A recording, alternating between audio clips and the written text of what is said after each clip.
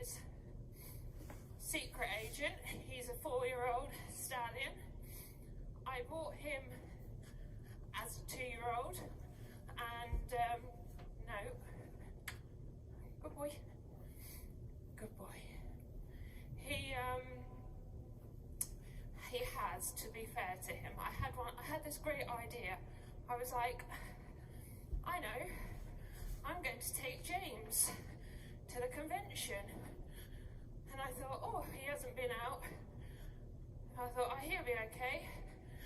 And thought I should go do a couple of shows. So he has been to 2 shows, of which he did 2 novices, and did very well. And then I've decided to bring him here, which I was thinking on the way here, what am I doing? Riding a very green 4-year-old in front of a lot of people. But on the other hand, this is how they all start, and I thought it would be brilliant for you all to see me ride something that isn't so perfect and that everyone thinks that's perfect, that is the finished article. So I have brought him along. He's by a stallion called Secret, and I own him with Peter Balshaw. I bought him from a video as a 2-year-old, so I didn't actually see him. A friend of mine sent me a video of him, and I just said I'd have him. And thank God he's turned out to be what he is, because you never know really what you're buying. He was 2, he was on the lunch. You have no idea about the character, which for me is probably one of the most important parts of a horse. It doesn't matter if it moves incredible and it has 3 massive paces, but if it doesn't have a good temperament and a good character, then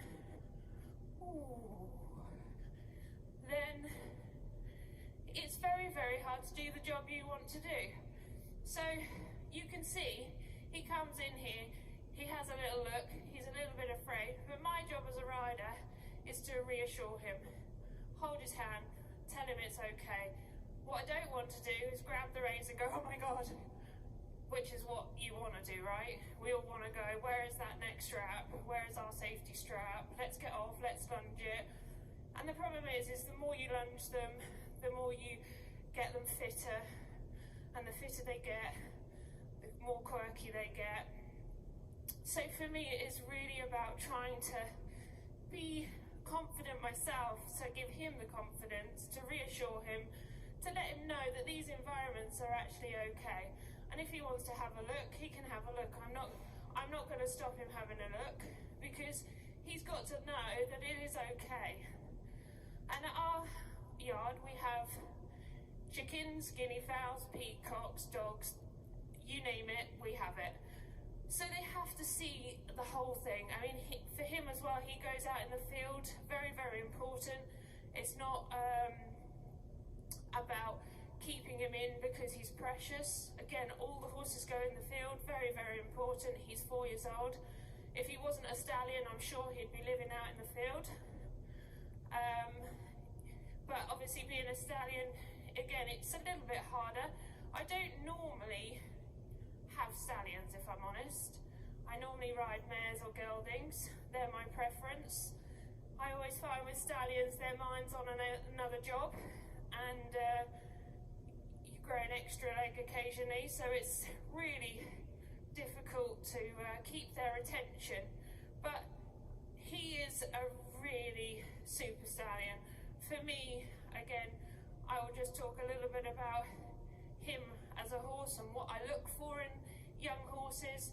I think it's really, really important when you're looking to buy a horse. You know, what do you look for?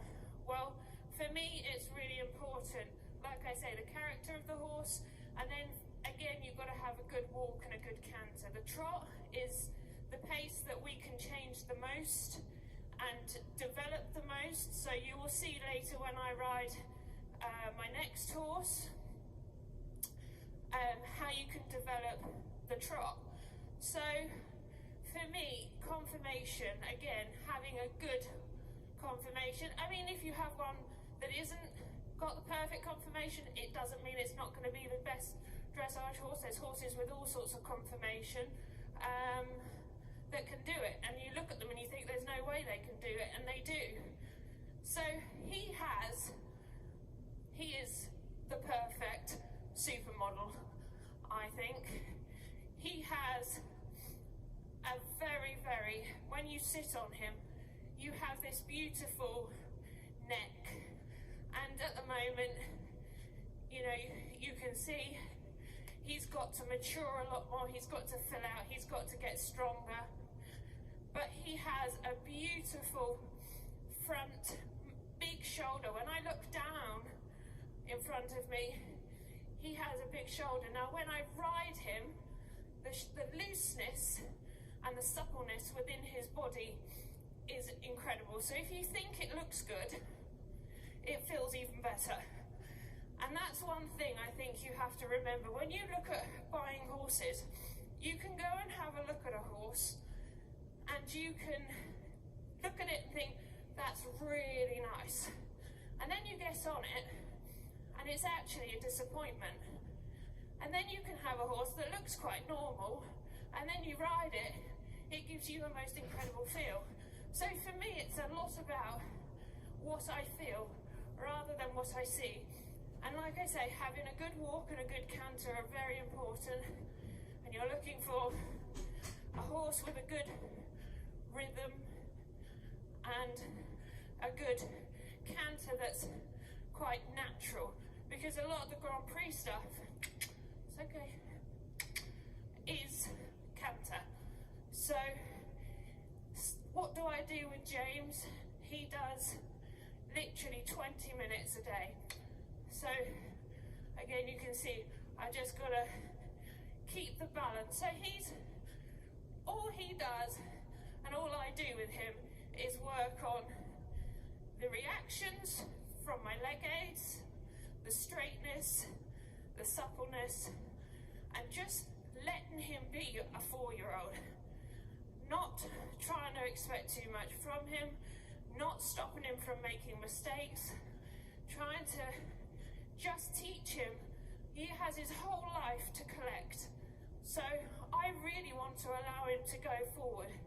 Now you can see with this trot, it's just a very natural, easy trot. And that's me not doing anything. So I haven't even had to put any work into this trot. This is all natural, which is what I love about him.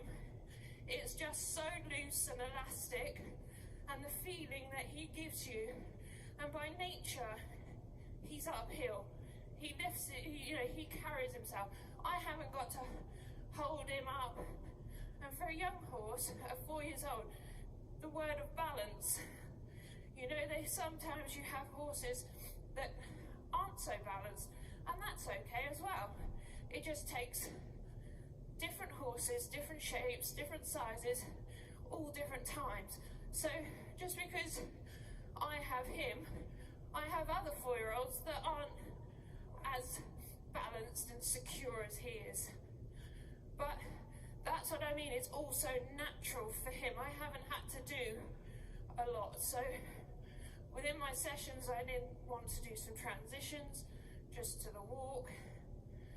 So even though it's a downward transition, I still have to think forward to it. So I'm not thinking with my reins of pulling him to walk, because that's a backwards transition. I'm allowing him to go from trot to walk and think forward, because therefore the hind leg can then step forward and I don't have to alter the frame. He naturally uses the hind leg, steps forward into the trot, and then the upward transition, again with my legs hang loose. So I'm not every stride. I've pressed the button to go, and then he has to go. And that, again, is something that I think is very, very important with your leg aids, especially at this age, not to override them with your legs, because if you start overriding with your legs, you suffocate the horse, and then the horses then end up relying on your legs. Now, if you have a horse that's naturally lazy off your legs, and if you have a horse that's quite hot, you have to teach him to accept your legs. Whereas he's actually quite, he has the perfect feeling with your legs. He's not too hot, and he's not behind my leg. So for me, it's really about keeping loose legs and just keeping it very, very easy and thinking of the rhythm and the balance. And when he loses the balance, making little half halts. And he doesn't always understand the half halt because he's 4. But my half halt is a rebalancing aid. So I just keep having to give him a little half halt, rebalance him, and then let go. So the whole time, he carries his own head and neck. I'm not carrying it. And like I say, not every 4-year-old is able to do this, don't get me wrong. He does make it look super easy. Ooh. And transitions, I mean, you have to ride transitions, hundreds of transitions, not just 1, 2 transitions. You're looking at riding 200-300 transitions, because although we all want to do the tricks, let me tell you, the tricks are the easy part.